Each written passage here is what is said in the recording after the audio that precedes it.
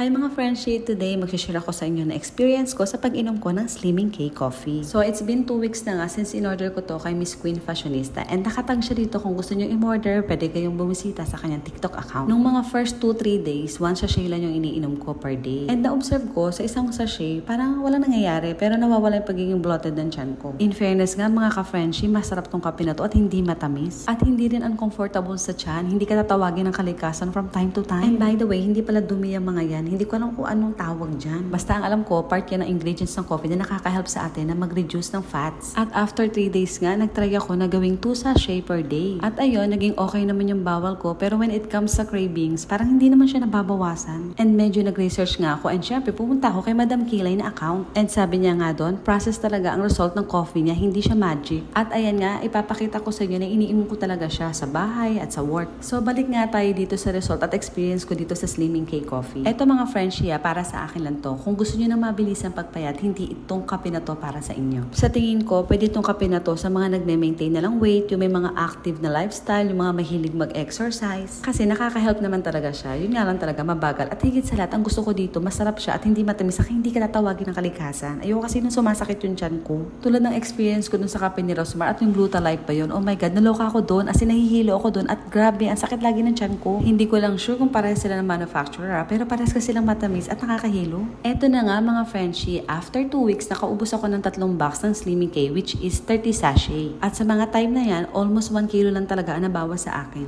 At dito na nga nagtatapos mga Frenchie, itatry naman natin sa next video ang coffee shape. Abangan nyo yan para malaman natin kung anong better. Thanks for watching. I'll see you on my next one. Bye!